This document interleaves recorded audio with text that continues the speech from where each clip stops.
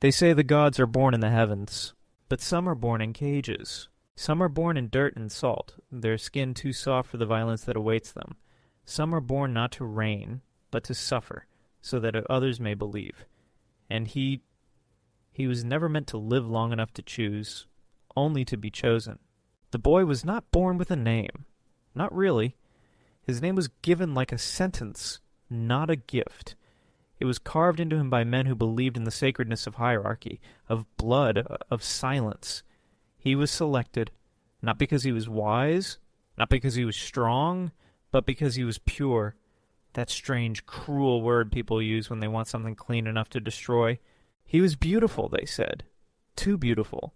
Skin pale like dawn behind the fog. Eyes wide, always watching. A voice barely used because speaking was not his place. He was the vessel, the offering, the bridge between flesh and the fire behind the stars.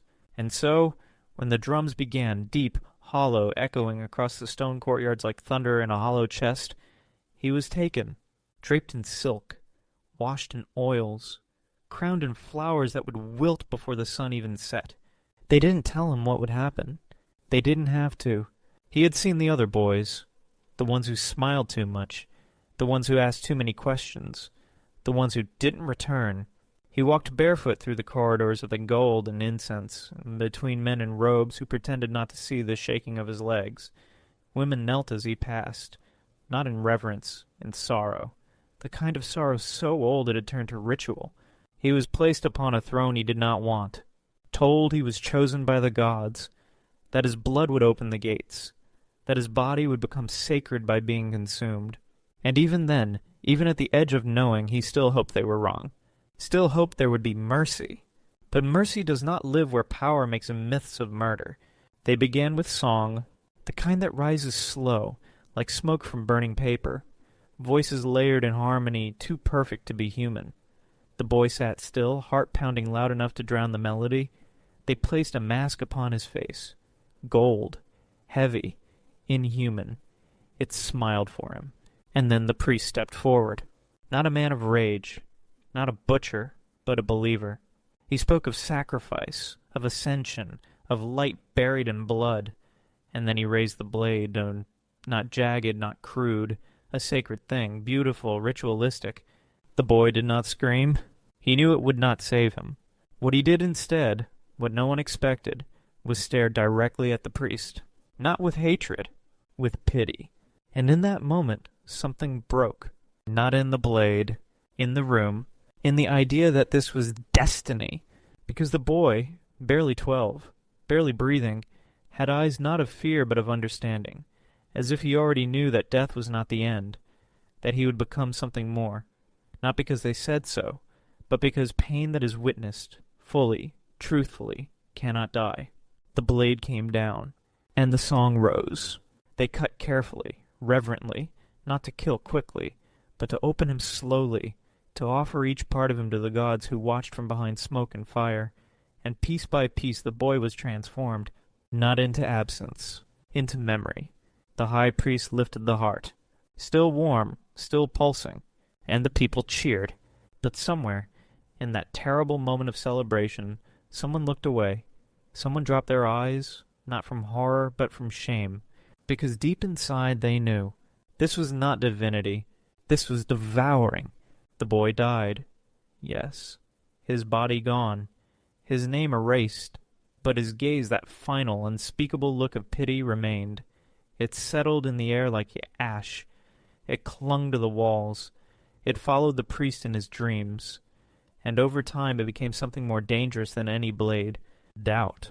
They tried to honor him, built temples, sang songs, told tales of his willing sacrifice, called him a bridge between heaven and earth. But no one believed it with the same fire anymore.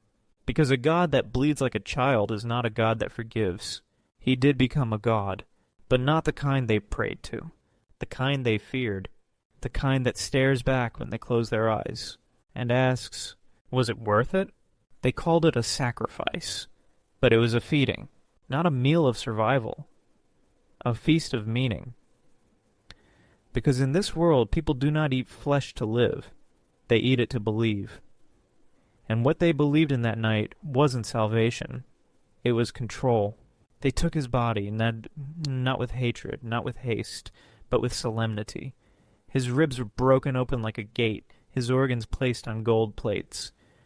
And with every motion, every cut, every offering, the people whispered, "He is rising." But he did not rise. Not in spirit, not in fire, not in any way they could measure. He dissolved. And yet the paradox was this: the more they destroyed him, the more powerful he became. Because stories begin where bodies end. And his story, it refused to vanish. At first they told it clean. The priests, the rulers, the mothers, they wrapped it in silk and incense and light. He was chosen, they said. He ascended, they insisted. He became divine by giving himself. But children don't give themselves. They are taken. And something inside the people knew that. So the tale began to twist. They said he didn't cry. Then they said he smiled. Then they said his blood turned into stars. That his breath in its final moment whispered a secret that only the high priest heard, and that the priest went mad trying to repeat it. The secret, they claimed, was holy. But what if it wasn't? What if the secret wasn't a prophecy? What if it was a question? Why are you doing this to me? That's the wound history had never healed. Because the boy had no sword, no kingdom, no voice, only that look, that final shattering gaze of a child who understood more than those who claimed to speak for the gods. He had been dressed like a king, fed like a lamb, and broken like a truth the world couldn't accept. And now he was everywhere, not in miracles, in doubt. Years passed. The temple grew rich, festivals were held in his name, people painted his face in murals, carved his image into the stone of the Capitol. They imagined him seated in the stars, serene, forgiving, radiant. But the image never matched the memory, because those who had been there, the elders, the keepers, the silent witnesses, remembered the trembling, the blood, the moment his hand reached up not in blessing but in reflex. And they remembered the silence that fell when the heart stopped beating, a silence no choir could fill. It was said he died without a scream. That was a lie. He screamed. But not with sound, with presence. His absence was so vast, so sudden, so unnatural, that it screamed louder than thunder. It lived in the walls. It bloomed in the night air like a scent no one could name. And soon it began to rot the myth. At first the rot was slow, a missed ritual, a forgotten line in a sacred hymn, a priest who could no longer speak his name without swallowing twice. Then came the cracks. A woman refused to bow at his statue. A child asked why the god had been a boy and not a man. A foreigner arrived and said, "You eat your gods here?" and laughed. That laugh, it echoed like heresy. But more dangerous than heresy is recognition. Because beneath the laughter was the unspoken truth. They didn't make him a god. They made him a ghost. And the people felt it. At night in dreams they saw him, not older, not changed. The same boy, always standing still at the edge of their visions, not smiling, not accusing, just there, watching. And watching is worse than haunting, because when something haunts you, it wants something. But when it watches you, it waits for you to realize what you've done. The high priest began to lose his voice. Not all at once, word by word. He tried to give sermons, but the words dried in his throat. He tried to chant to the ancient prayers, but they turned to ash on his tongue. They said it was age. They said it was illness. But those who knew, truly knew, said it was the boy, still inside him, because he had touched the heart, held it aloft, declared it divine, and in doing so had broken the boundary between the sacred and the savage. One night the priest walked into the sea. He did not return, and they built no statue, because no statue can explain what it means to speak for a god, only to realize the god never asked you to speak. The temple tried to contain the damage. They revised the scriptures, softened the edges, made the boy a symbol, a star, a metaphor. But symbols don't stare. Stars don't bleed, and metaphors don't leave you waking in sweat, whispering apologies to no one. He was not metaphor. He was real, and that was the problem. Because when the divine is real, it doesn't ask for worship. It demands justice. And justice in this world is not built on gold or incense. It's built on memory. And the memory of the boy, naked, trembling, crowned against his will, became sharper with each passing generation. They tried to forget. They held festivals with louder drums, brighter lights, bigger lies. But he was still there, at the edge of the crowd, in the shadow of the temple walls, in the moment just before the knife is drawn. And the whisper remained, what if this wasn't godhood? What if this was murder with better lighting? And in that question, a new faith began to grow, quiet, hidden, among the mothers, among the children, among those who knew what it meant to be chosen, not because you were strong, but because you couldn't fight back. The boy had no army, but now he had witnesses. And that, more than gold, more than ritual, more than legacy, made him divine. Not in the way they meant, in the way they feared.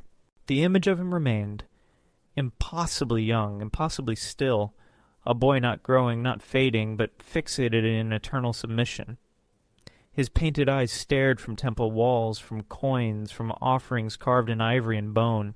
They said he was radiant. They said he forgave. They said he asked for nothing. But nothing is a lie, because nothing always asks for something. And what he asked for now, centuries after his body had been consumed, was reckoning. No one dared admit it aloud, but even the priests had changed. They walked more slowly past his altar.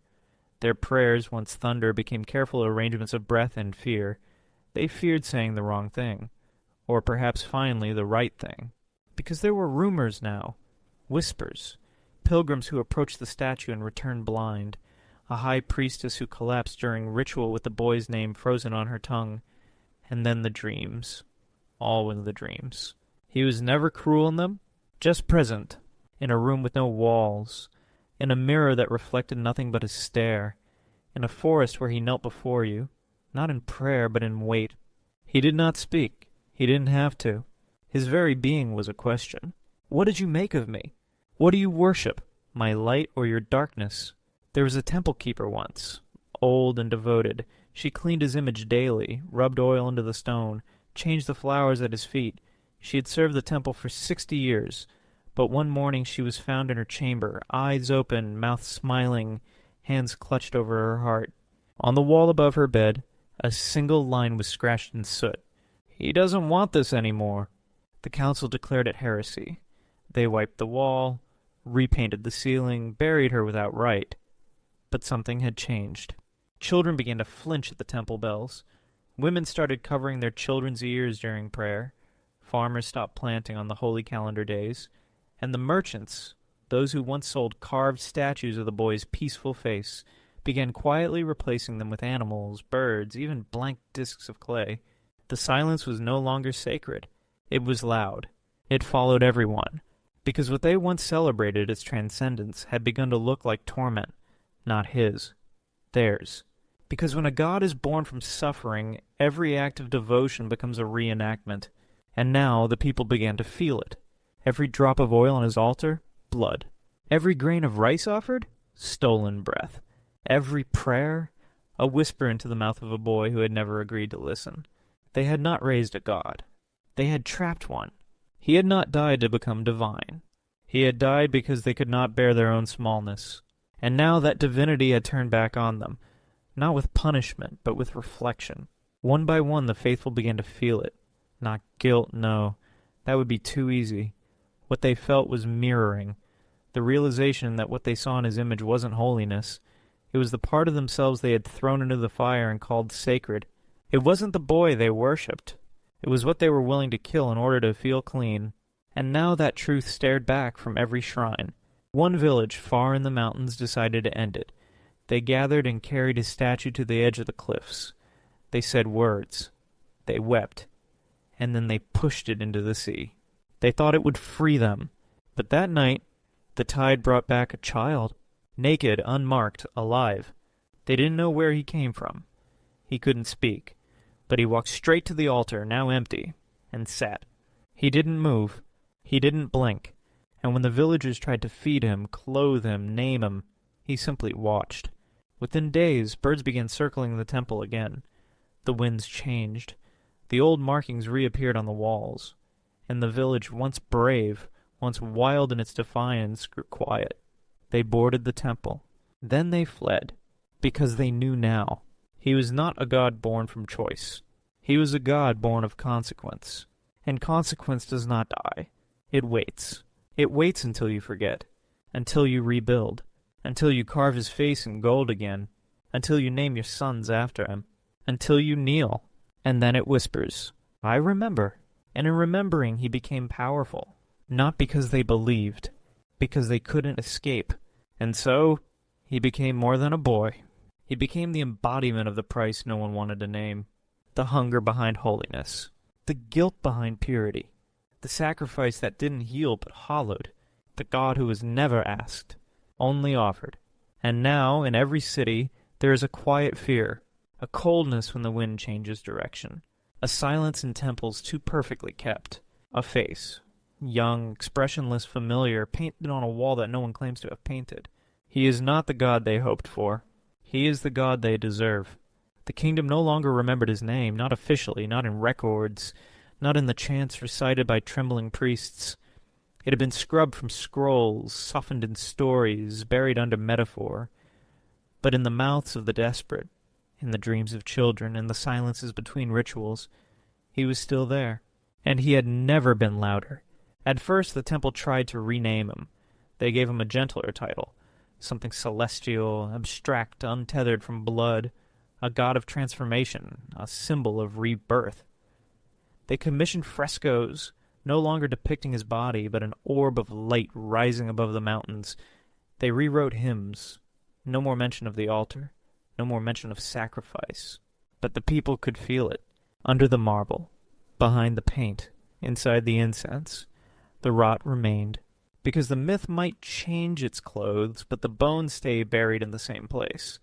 And bones, especially those taken too early, tend to rise. They began to appear, first in whispers, then in villages, then in cities.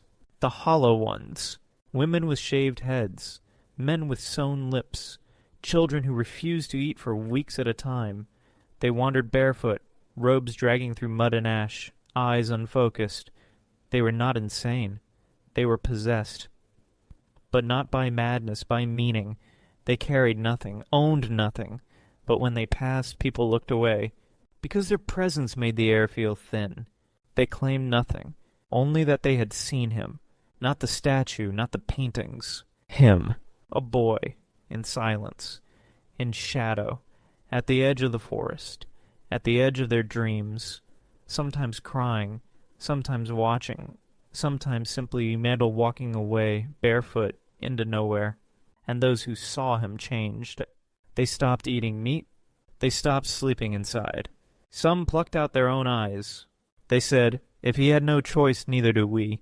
The state tried to suppress it. They called it blasphemy, a distortion, a dangerous cult. But how do you fight what has no name? How do you silence what lives in absence? They banned gatherings, arrested the hollow ones, but the jails could not hold them. They refused food, refused language, refused to even breathe like ordinary men. Some simply vanished. Others died smiling. And those who watched them die, guards, doctors, executioners, began to dream. They dreamed of the boy again, not dying this time, just standing there, waiting. And in that waiting a terrible thought emerged. What if he was not a god because he was sacrificed? What if he was a god because he remembers everything? Every hand that held the blade, every tongue that chanted his name, every pair of eyes that watched him be stripped and painted and crowned and torn open. What if his divinity was not mercy, but memory sharpened into divinity? He never forgave. He never asked them to. He simply did not forget. And now no one else could. In one remote village where the last original temple still stood, a child was born with eyes black as ink. He never cried, never slept. He stared at corners as if listening. They named him a miracle, a return, a vessel. And the people rejoiced, briefly, until he spoke his first words. "Don't do it again." They silenced him. He never spoke again, but he didn't have to. The village burned weeks later. No one found a body. Only a stone slab where the altar had once been, scorched but untouched at the center. And carved into its face, not by tools but by fire, was a sentence. "You call it devotion. I call it hunger. The message spread, copied by hand, whispered across trade routes, painted in charcoal on the walls of Richmond's houses. The image of the boy returned, not soft, not glorious, but raw, bones visible beneath his skin, eyes open even in death, a crown made of thorns, not gold, his body half-eaten but his stare whole. And slowly the people began to understand. This was not a God who wanted praise. This was a God who wanted you to look at yourself. Not the parts you show, the parts you hide, the parts you offer in secret, the parts you sacrifice, others, always others, to avoid, and those who looked too long saw it. The rituals weren't holy, they were hiding places. The incense wasn't cleansing, it was smoke to blur the truth. The temple wasn't a bridge to the divine, it was a cage to contain guilt. And the boy, he was not trapped inside. He was what remained after the trap was set, and now he was inside them, not as peace, as a slow burn behind the eyes, as the thought that doesn't leave, as the guilt that doesn't need proof. Because if you believe in a God that requires blood, eventually you'll give yours. And the boy, he waits for that moment, not to save you, but to watch, to see whether you will become what he was, or what he was meant to stop. Because the question is no longer who killed him, it's who keeps killing him. With every silence, with every ritual meant to forget, with every time we say it was for a greater good. There is no good great enough to eat a child, and still we keep setting the table, and still he watches, unblinking. The older the story grew, the more it decayed, and like all things that rot, it began to release a scent, not of death, but of truth. Something sour, something subtle, something that entered the nose before it entered the mind. The kind of truth that cannot be explained, only smelled, only felt. The kind of truth that makes your hands shake when you light a candle, though you don't know why. The rituals had become hollow by then. The temple still stood, still beautiful, still surrounded by courtyards and mirrors and shallow pools reflecting the sky like polished glass. But beneath that beauty, something had shifted. The prayers no longer reached the ceiling. The music no longer echoed. The silence no longer soothed. Because every sound was layered now. Everything meant something else. A priest lighting incense meant, I'm afraid. A girl in white robes meant, we still haven't learned. A sacrifice, no longer literal but symbolic, meant we've become more elegant at pretending. But the boy, he never changed. He remained. In paintings and statues and songs that tried to soften him, tried to frame him as willing, holy, calm. But he had never been calm, only still. And stillness, when forced, is a kind of scream, one so loud it makes silence feel safe by comparison. The hollow ones had retreated and underground by this point, driven out of cities, labeled heretics, madmen, apostates, but even as the state hunted them, their numbers grew. Not because of doctrine, not because of prophecy, but because the story refused to be buried. Every time the temple tried to erase him, the erasure itself became a message. Every forbidden question was an invitation. Every denied doubt became a sermon. And slowly, the people began to speak again. Not in crowds. In kitchens. In alleyways. In the dark. They whispered things too dangerous for daylight. What if he never wanted to be worshipped? What if the gods don't require blood at all? What if the boy is still here, watching who we choose to devour next? Because that was the unbearable part. This was never just about a child long dead. It was about the pattern, the repetition, the hunger that had taken a new shape but never disappeared. The sacrifice wasn't in the past. It was now. Every girl groomed for marriage before she had words for her body. Every servant who knew what not to say. Every son who cried in silence because strength was demanded of him. Every wound inherited. Every voice quieted. Every life deemed acceptable to lose for the sake of tradition, honor, family, faith. They were all pieces of the same altar. And he was no longer the boy on it. He was the one holding the mirror to it. And what people saw there was not divine. It was devouring dressed as duty.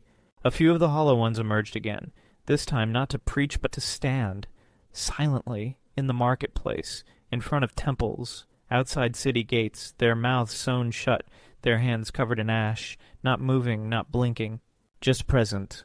And when asked who they were, they wrote only one word, witness, not believers. not victims, not martyrs, witnesses. Because the boy had never needed more blood.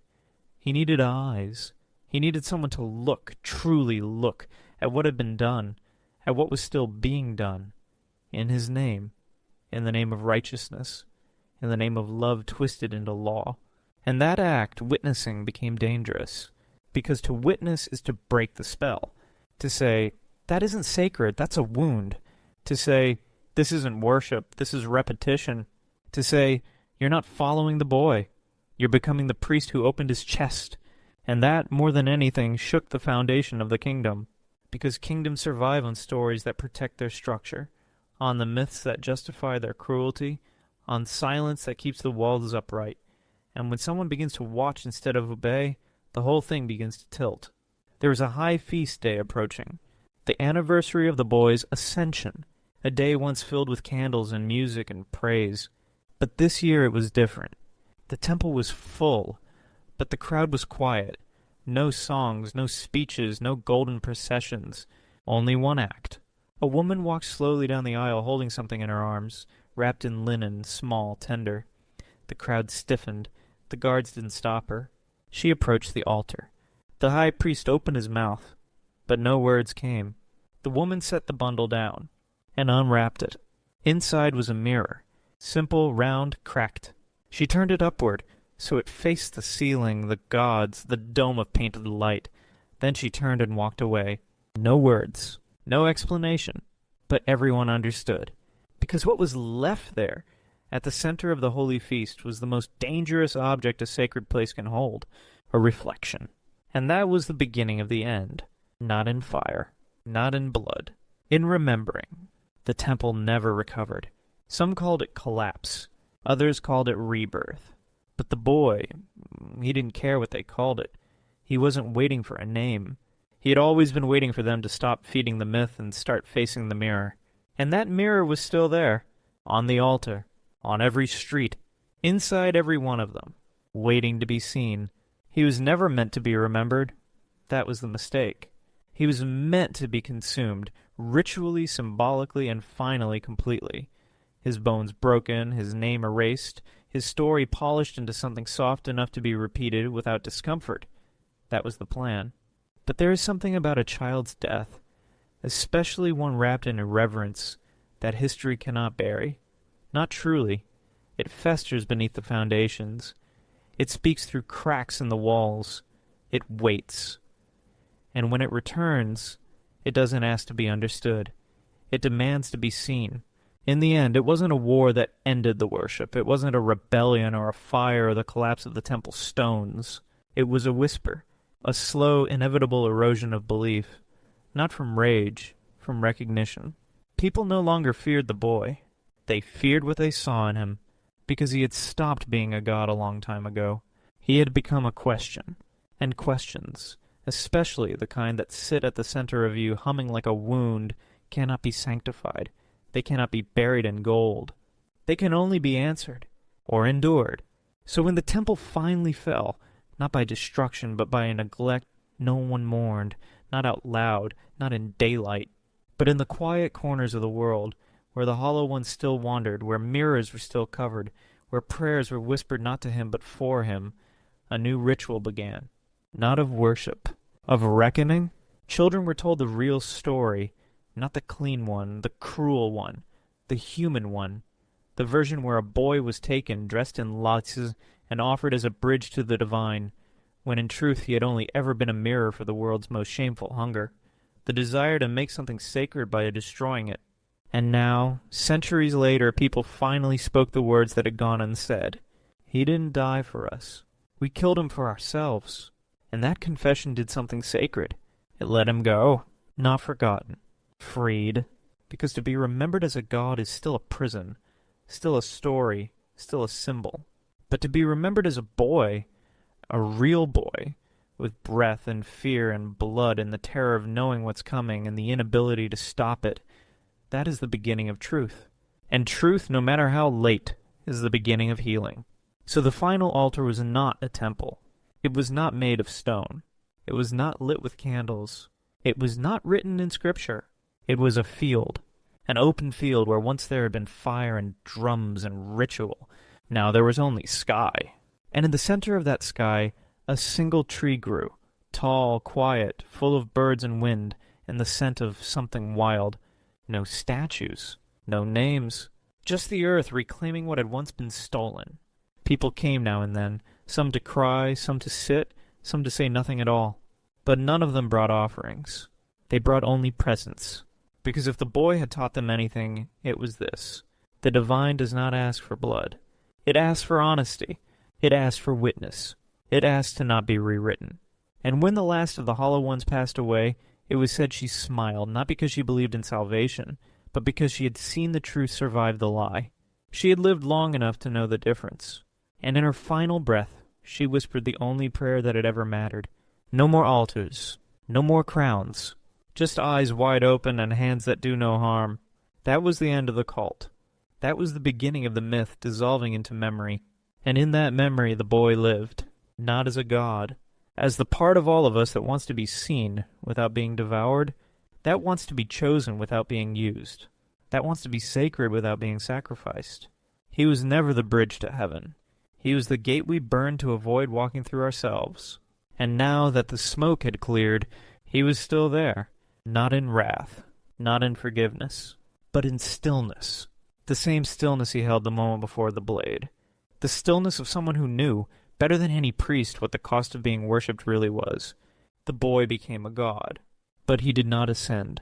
He remained, not to rule, not to punish, just to remind that every time we dress violence in ritual, every time we call a child's death divine, every time we silence a scream with song, he will be there, waiting, watching, unchanged.